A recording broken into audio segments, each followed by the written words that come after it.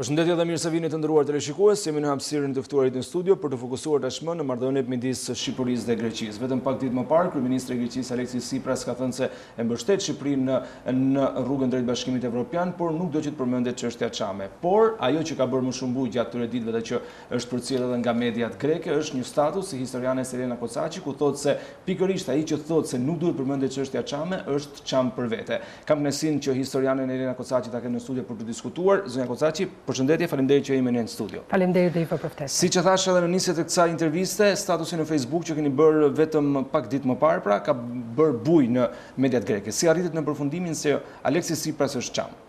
Unë jam marrë me Greqinë, jam marrë me studimet për e njohë që nga antikiteti si thua problemin grek. E njohë, do më thënë, unë dalë me i botim tani luftën e Trojës, që është edhe fillesat e manipulimit të gjithë historisë së kësaj zone, dhe aty përgjithësi lufta është midis ilirëve dhe pellazëve dhe nuk ka asnjë koncept grek. Koncepti grek i sotshëm është një koncept totalisht artificial, nuk ka lidhje me të vërtetën historike, sepse në momentin që kemi shtetin grek, kemi 2000 vjet që nuk përmendet më Greqia dhe del nxjerr Evropa në shekullin 19, mbi një territor që banojnë atë nga shqiptar dhe një kryengritje që ka qenë totalisht shqiptare, nxjerr një shtet grek dhe me një filozofi komplet artificiale. Cila është sepse duhet të fokusohemi në disa pika që të kuptohet pse. Që qartësohet më mirë. Atëherë, popullsia autoktone e Greqisë, të paktën që kur del në burimet historike është arvanite. Revolucioni të gjithë kryengritësit ka qenë arvanit. Shtetin e kanë drejtuar kryeministra, president, parlamentin e të tjerë, pikërisht shqiptar. Arvanit, çam, apo edhe nga Maqedonia shqiptar. Tani, çfarë ka ndodhur me Greqinë këto 200 vitet e fundit? Greqia u kryu si shtet dhe pasandaj u shndrua në një shtet grek. Ç'do me thënë me qenë grek, në fakt? Po ti marrësh anë historike, fisi grek është një fis epiriotë. Dhe me qenë grek, në fakt, duhet të jesh shqiptar. Pra, krijimi i shtetit grek është një krijim i një shteti shqiptar. Si u tetërsua? U tetërsua me futjen e një gjuhë teknike, siç ka qenë gjuha që quhet greke. Ajo është një gjuhë e krijuar koineja, është një gjuhë e krijuar kur Roma pushtoi Greqinë, pra nuk është një gjuhë fare e popullit, dhe një gjuhë teknike u fut popullit shqiptar që banonte në Greqi dhe thotë që këtej ty të jeni grek. Po grek që të plotësosh, e ka thënë Aristit Kolet, plotësosh disa kushte me qenë grek, për mendimin tim si studiuese, grek janë vetëm shqiptarë. Ti duhet kesh 3 kërkesa. E para ti jesh me një prind apo me një gjuhë shqiptar, e dyta ti të ndihesh, ta dish këtë gjë, dhe e treta të mësosh gjuhën shqipe. Mirë, po Greqia në momenti që u kryej si shtet, në vend të ruante pikërisht grekët origjinal në kuptimin ashtu siç ishin, ajo i tjetërsoi dhe i shndroi këto, u bë nga ignoranca kjo gjë. A u bë nga dashakeqësia? Unë nuk mund të arri dot në konkluzion. Dhe këto erdhën duke zgjeruar dhe duke spastruar, si thua, popullsitë që në momentin që Greqia zgjeroi, dëbonte, sepse u bazua edhe në spastrimin fetar kjo gjë. Mbante ortodoksit dhe dëbonte muslimanët, siç ka ndodhur me çamët e të tjerë. Dhe nëse flasim, unë them Aleksis Tsipras është e thesprot, është epirot, është çam, është arvanit, është shqiptar, është sepse është një çam ortodoks nga zona e Artës, i cili ka mbetur familja e cilit mbeti aty se ishte ortodoks, dhe familjet shqiptare u dëbuan në drejtim të Turqisë dhe në drejtim të Shqipërisë. Kështu që popullsia e Greqisë do të ishte ikur dhe ai duhet ta kishte menduar këtë gjë. Dhe popullsia e Greqisë në 70 deri në 80% e saj është një prejardhje shqiptare. Ka ardhur momenti që politika shqiptare, shkenca shqiptare, historia shqiptare, këtë gjë do t'ia thotë Greqisë, sepse Greqia nuk ka aleat tjetër në Ballkan përveç kombit shqiptar. Greqia mendon dhe pretendon se mund të ketë Rusin, por në këtë se nuk është as nga ana e gjakut, as nga ana, nuk mund ti të bësh aleat vetëm nga ana fetare. Aleati është dhe nga aleat gjaku. Kështu që Greqia në këtë aspekt nuk ka këmbë, përderisa ka një popullsi shqiptare në Greqi që përbën shumicën e popullsisë të Greqisë, atëherë aleati i natyrshëm që kanë grekët është shteti shqiptar. Dhe sulmi ndaj shtetit shqiptar dhe popullsisë shqiptare duhet të ndalojë. Dhe nuk kemi ditur ne si shqiptar që t'ua bëjmë të qartë atyre, ka pasur përpjekje edhe nga rilindsët e tjerë që t'ua bëjnë të qartë grekëve këtë gjë, që ato janë të njëjtit gen, të njëjtit prejardhje me ne, dhe për mendimin tim këtë tutje, shteti shqiptar nuk do të merret me diskutimin e gjërave të kërkojë grek në Shqipëri, sepse dihet që nuk ka grek në Athinë, do të ketë Shqipëri, por duhet merret të kërkojë të drejta për popullsinë shqiptare të Greqisë. Dhe kjo gjë do t'i shërbejë dhe vetë Greqisë, jo vetëm shtetit shqiptar. Pse do t'i shërbejë? Sepse kur u krijuar Shqipëria para 100 vjetësh, Austria thoshte, nëse unë do të krijoj një shtet fort shqiptar në Ballkan, nuk do të jetë e aftë Austria të mbijetojë në Evropë, në Ballkan. Pse ka që rëndësishëm faktori shqiptar në Ballkan që politika shqiptare asnjëherë s'ka ditur ta shfrytëzojë. Por unë po them vetëm kaq, që një faktor shqiptar i fortë në Ballkan i shërben vetëm stabilitetit e Evropës, të ardhmes sigurt të saj, sepse kjo statukuo në Ballkan është vendosur nga Rusia në shekullin 19, kur mund të gjithmonë perandorin ruse, perandoria ruse kur mund të gjithmonë perandorinë osmane i të riqta se koncesione. Dhe çka ka ndodhur dhe dua ta sqaroj se këtë pak veta e thon. Zanafilla e gjithë problemit në Ballkan është ndarja e popullsisë shqiptare në 3 milete fetare. Në miletin fetar ortodoks, në miletin fetar musliman dhe në miletin fetar katolik. Çfarë ndodhi? Popullsia më e madhe shqiptare ka qenë ortodokse. Por ne nuk ishim një kishë autoqefale të tonon dhe liturgjit nuk bëheshin gjuhë shqipe, por bëheshin në shqiptarët dhe në arvanitët, pra Greqia e Epirjet, edhe një pjesë bëheshin në gjuhën e bizantine të kishës, bizantine. Ndërsa shqiptarët në veri u atashuan me kishën ortodokse bulgare, dhe u quajtën bulgar Maqedon sot, dhe një pjesë e shqiptarëve të veriut u atashuan me kishën serbe. Në momenti që Rusia bëri forcimin e shteteve në Ballkan fillim të shekullit 19 dhe në shekullin e 20, i përfitoj nga rasti që këto shqiptar ortodoks të shndërronte në grek, në serb dhe në malazez apo bulgar. Dhe ka ndodhur një situatë që me anë të fesë, pjesa më e madhe ortodoksëve shqiptarë që përbërën dhe shumicën e popullsisë shqiptare në Ballkan është ndryrë dhe pjesa muslimane u deportua në drejtim Turqisë, siç deportua dhe çam drejtim të Shqipërisë. Është e mirë që Aleksis Tsipras dhe qeveria greke, edhe kisha atije, edhe parlamenti në shumicën e tyre janë me të gjakut shqiptar. Dhe për këtë s'duhet të kenë turp, se tek e fundit grekët origjinal janë shqiptar. Si të kohës së pellazgëve, sepse vetë flota Akej që ka marrë pjesë në luftën e Trojës quhet flotë pellazgë, dhe vetë mbretërit Akej që luftonin Trojë ishin ilirë. Nga ana e Trojës mbretërit ishin Dardan, pra u ilirë, dhe vetë popullsia po ilirë frigase. Atëherë ku janë grekët? Se me asnjë vend nuk dalin, përveç se dalin shqiptarët. Kështu që në këtë aspekt ato është mirë ta dinë, se kjo do të shërbejë edhe marrëdhënieve midis dy vendeve. Po. Zonja Kocaqi, mendoni se kjo deklaratë e Tsiprasit për të thënë që nuk ka çështje çame, vjen më tepër nga presioni i brendshëm nacionalisti grekëve, pra cilët nuk duan që të ketë çështje çame, apo vetë politika e ka keq edukuar dhe keq informuar popullin? Populli grek është një popull i shkëlqyer. Unë i njoh se kam qenë, kemi marrëdhënie shumë të mira, ne nuk kemi absolutisht dallime me to. Në kuptimin e traditave, kulturës, të zakoneve, gjithçka e tjetër, sepse ato janë arvanit, çam thash, është majoritari popullsisë shqiptare atje. Çështja është se këtu ka pas një politik që filloi që me dinastinë bavareze për t'i bërë grek ata, dhe kisha ka luajtur rol, dhe media ka luajtur rol, për ta ndarë, sepse ato mendojnë se duke e bërë të tillë arrin ta mbrojnë Greqinë, po e ka shumë gabim. I bëjnë më shumë dëm. I bëjnë dëm Greqisë. Se nuk ka Greqia lart përveç shqiptarëve në Ballkan. Dhe në këtë aspekt ajo do të uli, dhe në momenti që ajo e di, duhet filloj të uli tonet me Shqipërinë, se nuk ka ajo armik Shqipërinë. Përkundrazi. Dhe kjo ka qenë një kërkesë e rilindasve, sepse aty ishte popullsia majoritare shqiptare dhe pse mendoni rilindasi që do të kishin marrëdhënie shumë të mira? Po për shkak të popullsisë, pra se popullsitë lidhin dy popujt e dy shtete. Kështu që në këtë aspekt problemi është problem politik, se sa problemi brendshëm, që e bëjnë politikanët thjesht për të pasur për të mbajtur frymën e nacionalizmit lart. Po problemi çam, është problemi i drejtave të njerëzit që nuk mund. Ne nuk kemi pas shtet që ta ngrejë këtë problem në Këshillin e Evropës, në OKB, në Bashkimin Evropian, se nuk kemi shtet që kujdeset për interesat e shqiptarëve. Ne ti thotë që në bazë të konventave ndërkombëtare drejtave të njerëzit, ti të ke detyrimin që popullsinë që ketë buar ta marrësh, se ka qenë me shtetësi greke popullsia që ti ketë buar. Dhe ti s'ke drejt me asnjë konvent të bosh popullin tënd nga territoriot. Kështu që në këtë aspekt, ky është mangësia e shtetit tonë që nuk ka ditur pra ta mbrojë dhe ta ngrejë problemin çam. Dhe përkundrazi, politika jon vazhdon në në pozita inferioritet, sepse këto që merren në politikë nuk janë të informuar për problemin dhe për çështjen çame në përgjithësi. Si e shikoni të ardhmen e këtyre bisedimeve nëse Greqia nuk lëshon pe? Pra nuk do të përmendet çështja çame, mund të bisedojmë në pika të tjera. Shiko, në problemin me kufirin detar, mendoj se Shqipëria sërish dhe në herën e parë dhe në herën e dytë ka marrë shumë të qeshur dhe me të neglizhuar këtë çështje, dhe Greqia ka përfituar sepse ato kriteret që ka vendosur Shqipërisë, për shembull në kufirin që ka bërë me Turqinë dhe me Italinë, ka vendosur kriterin ndërkombëtar sepse ato vendosin juristët më të mirë atje dhe nuk lë njëri ty të humbësh 1 centimetër katror.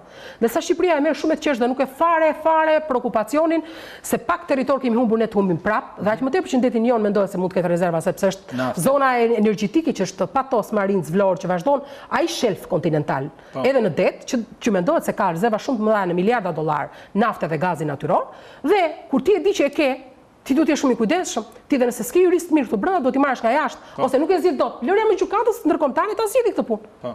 Dhe gjykata ndërkombëtare dhe aty përsëri ti duhet të kesh përsëri kujdes, të kesh jurist shumë të mirë, me qëllim që të mos humbësh. Kështu që ne nuk kemi një shtet shqiptar që është treguar serioz dhe nuk e kupton rëndësinë si të territorit, si të popullsisë vet, si të pozitës që kanë shqiptarët në Ballkan.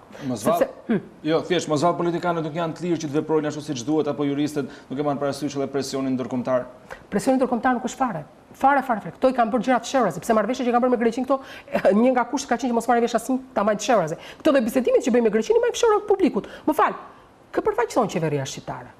Populli. Përderisa Ku është ky territor i popullit? Atëherë, si mund të mbash ti popullit fshërazi që ti mund të bësh marrëveshje që një pjesë e pasurisë popullit i ke jashtë? Atëherë, kjo është e papranueshme nga ana logjike dhe nga ana institucionale dhe nga ana juridike. Kështu që në këtë aspekt këto gjëra duhet të jenë madje edhe me referendum popullor. Jo më që ti si klasë politike të heq përgjegjësinë, se janë gjëra shumë të rënda që të mbeten histori. Kështu që këto nuk e kanë marrë seriozisht këto. Çështja e bisedimeve me Greqinë, unë po them që problemi çam nuk zgjidhet nëse ne nuk futemi për të zgjidhur të gjithë problemin shqiptar të Greqisë. Pa ndërhyrjen, ndërmjetësimin e arvanitëve, ti nuk mund të zgjidhësh problemin çam, se arvanit ka pushtetin Greqi. Për hir të vërtetës, pushtetin Greqi e ka shqiptarët, pavarësisht se u pëlqen atyre që janë grek, që vetë thonë janë grek dhe e dinë që janë shqiptar, sepse vetëm shqiptarët mund të jenë grek, asnjë tjetër. Edhe ai Aristid Kola e ka thënë të vërtetosh që je grek, duhet të vërtetosh një që je shqiptar, se ndryshe nuk mund të jesh grek. Atë problem çam duhet edhe ndihmesa e problemit arvanit brenda dhe ndërhyrja e Evropës. Për të zgjidhur problemi, sepse me konventa evropiane e drejtave të njeriut dhe me konventa ndërkombëtare, Greqia nuk zbaton asnjë prej këtyre konventave për çështjet e minoriteteve, le që nuk po flasim minoritet, se popullsia shqiptare e Greqisë është majoritet, por ti lëri arvanitëve, çamve, ortodoks, maqedonëve ortodoks dhe popullsisë që është 1 milion shqiptarë nga Shqipëria të drejtën e gjuhës, të kulturës dhe traditës. Kjo është për të mirën e Greqisë, sepse grekët e vërtet janë shqiptarët, jo ata që mendojnë këta që i kanë bërë me një gjuhë teknike diçka tjetër. Zonja Kocaqi, mendoni se në bisedimet midis Shqipërisë dhe Greqisë, por gjithashtu edhe në marrëdhënien e krijuar ndër vite dhe ndër shekuj mes dy popujve, kanë ndikuar negativisht dhe historianët? Pasi vetë ju nuk është se jeni të unifikuar që kështu është, po ka historian të tjerë që ju konkurrojnë juve dhe që thonë që është absolutisht, edhe një gabim shumë të madh ka historiografia shqiptare në këtë. Nuk kanë faj dhe historianët e Greqisë, se sa kanë faj historianët e Shqipërisë. Se fundi historiografia shqiptare nuk ka bërë asgjë për të nxjerrë në pak këto lidhje, thjesht ka nxitur ca konflikte kur janë dash politikës. Nuk është çështja ne bëjmë konflikt me ta, se nëse ne bëjmë konflikt me ta, as ata dalin të fituar, as ne dalin të fituar. Sepse është një konflikt brenda një etnie. Folur hapur, është një konflikt i të brenda të njëjtës etni. Dhe duke qenë se ishte një konflikt i tillë dhe ky është ndikuar nga fuqitë e tjera të mëdha për interesat, sepse duhet dini vetëm që Shqipëria e 1800-s fillonte në Peloponez, sepse nuk ishte Greqi në konceptin, dhe mbaronte në Dalmaci, dhe një Shqipëri që fillonte në Adriatik dhe mbaronte në detin e Egje. E kupton që përfshinte brenda Greqinë, Maqedoninë antike dhe Ilirinë antike. Nëse ky shtet shqiptar që fliste shqip në atë kohë do të ishte krijuar, ne do të kishim një Ballkan dhe një Evropë shumë të fuqishme. Për interesat e Rusisë dhe disa fuqive të tjera, shqiptarët u soptuan në disa shtete dhe u bën grek, u bën bullgar, u bën malazez, u bën serbe, ku di unë, dhe kjo i shërbeu kujt? Të gjithë problemeve, se ku filluan luftrat ballkanike? Nga problemi shqiptar. Pse u shpallën lufta midis Austrisë dhe Serbisë për portin e Durrësit është bërë Egjip? Pse u bë lufta botërore? Pikërisht problemi shqiptar. Këto nuk arrin ta kuptojnë se rëndësishëm është problemi shqiptar. Duhet të vetëm që shqiptarët kanë në dorë stabilitetin e Ballkanit dhe të Evropës. Dhe nëse politika shqiptare nuk di ta shfrytëzoj të pozicion që ka, kjo do të ishte në dëm të interesave të shqiptarëve. Dhe nga ana tjetër, unë i bëj thirrje edhe politikës greke, mediave, por edhe historianëve, që janë në mendje hapur ato, në fakt. Nuk është problem tek profesorati aty, se profesorati di këto gjëra. Por flas për mediat, për politikën, që të jenë mendje hapur, ti mendoj shumë gjëra sepse në shtëpi din shumë mirë që gjyshin e kanë o çam o arvanit o shqiptar, dhe të mendoj me larg pamësi. Kujt i shërben një tensionim i marrëdhënieve me Shqipërinë? Përveç se i shërben armiqve të Greqisë, unë nuk mendoj se i shërben kujt. Dhe Greqia në këtë rast, një tensionim të marrëdhënieve me Shqipërinë, në fakt dëmton komplet interesin dhe stabilitetin e saj. E qartë, zonja Kocaqi, vim drejt fundit të kësaj interviste, po do doja ta mbyllja me një pyetje të fundit, por jo nga rëndësia, duke marrë parasysh edhe ndikimin që ka. Mendoni se duhet ishte bërë më shumë punë në tekstet shkollore në edukimin e popullit ton për të ditur vlerat e veta, për të njohur. Dhe kjo është një nga ato që më ka irrituar nga deklarata e Tsipras, sepse ai thotë bëj tekstet shkollore ti si dua unë. Mos zotëri, një tekst shkollor është tekst shkencor dhe jo politik.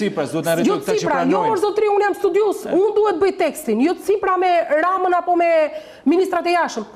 Kjo deri këtu ti shikon që kjo është totalisht politike, antishkencore, domethënë në një nivel për mua ignorantesk, sepse ti s'mund të ndikosh të futesh politikën te shkenca, se nuk ka lidhje politika me shkencën. Kështu që në këtë aspekt historinë duhet ta ndryshojë rreth par Greqia, se e kam mësuar shtrëmër, dhe ta bazoj te autorët antik dhe te autorët që ka shkruar. Nuk ka nevojë fare të shpikë asgjë. Të marrit lexojt mirë autorët antik dhe do ta kuptoj. Dhe ato e di shumë mirë, por thjesht u kanë menduar se duke u bërë grek në botën e ideve artificial, kjo do t'ju, si thuash, do t'jetë në leverdinë e tyre, si shtet. Por realisht, me kohën që ka ardhur, kjo sigurisht dëmton shumë, si thuash, vetë Greqinë, dhe po e them, dhe i bëjtirje që njohja e historisë do të tensionoj komplet marrëdhëniet midis dy shteteve. Dhe njohja e historisë e të vërtet në mënyrë shkencore dhe jo me imponime politike apo me imponime politike, do t'jetë ajo që do t'i shërbej miqësisë midis dy popujve dhe gjithashtu të drejtave të popullit çam dhe të drejtave të popullit arvanit. Për ta mbyllur, keni një mesazh për kolegët tuaj të cilët bëhen palë e politikës dhe librat me gabime të tmerrshme edhe historike mbajnë emrat e tyre? Po, kolegët e mi, unë shpesh në fakt... Historianët. Po, unë jam ndjerë në një pozitë goxha të vështirë Shqipëri, unë jam studiuse që flas disa gjuhë, kam bërë disa universitete dhe unë, përveç se kriterit tim të vërtetës nuk shoh asgjë dhe nuk më intereson se ku ti prishën interesat në momentin që unë nxjerr një studim, për mua rëndësi ka tjetë e vërteta. Mi po, këtu nuk është mësuar në këtë frym, këtu është mësuar në një frym që historia është shkruar në frymën e nacionalist komunizmit, që ka dëmtuar interesat e të vërtetës, interesat e shkencës, vazhdon ende të shkruhet në këtë formë. Ka ardhur momenti shkenca është për të shërbyer, pra historia është për të shërbyer shkencës e para, dhe një akademik apo një studius me anë të shkencës do t'i shërbej vendit vet. Në momentin që ti je studius, je shkencëtar dhe me këtë nuk i dobishëm për vendin tënd, ti je kot. Edhe në këtë aspekt neve nuk kemi një shkencë që të jetë e pavarur dhe në dobi të vendit vet. Por kemi një shkencë që ka qenë historia në dobi të klasës politike, por edhe të vendeve fqija. Unë do të thoya për ta mbyllur, vetëm në gjuhësi ti të shikosh gabimet që bëjnë gjuhëtarët tanë janë maramëndse. Unë do të ja vetëm një shembull që më ka irrituar kur e kam lexuar, shkurtimisht. Gjuhëtarët tanë thonë fjala breg, që ka shqipja, që është bregu, është nga gjuha për shembull slave apo nga gjuha gjermane. Por harrojnë që fjala breg e ka dhe shqipja dhe e ka brigjet, bregore, etj. Që nuk e kanë këto gjuhë. Që këto gjuhë, po të dinin historinë mirë, studiusit ta nuk do ta bënin këtë gafë. Këto gjuhë kanë dalë nga ilirishtja, si gjermanishtja, sepse vetë këto nuk din lëvizjet e popujve në fakt, sepse vetë gjermanët pretendojnë se janë ilirë, dhe normal që e kanë marrë këtë nga një ilirisht e vjetër apo nga një si thuash gjuhë e vjetër shqipe. Dhe në këtë aspekt kështu vazhdon edhe në gjuhësi, kështu vazhdon në histori me komplekse inferioriteti dhe kështu nuk bëhet. E vërteta është, do thonë fqinjit, vlla, ti me mua të bashkon kjo dhe të ndan kjo. Ne me Greqinë më shumë gjëra na bashkojnë se sa na ndajnë. E qartë, faleminderit shumë që ishim në studio. Edhe unë falenderoj shumë faleminderit dhe juve. Nderuar teleshikues, ka përfunduar këtu hapësira e të ftuarit në studio. Ishim me historianen Elena Kocaqi, diskutuam disa prej çështjeve më të rëndësishme, sigurisht historia ka shumë për të folur, nuk mund t'i ezarojmë gjitha në një minutazh kaq të shkurtër televiziv. Gjithsesi, nuk na mbetet veç se t'ju falenderojmë që na ndoqët, mirupafshim.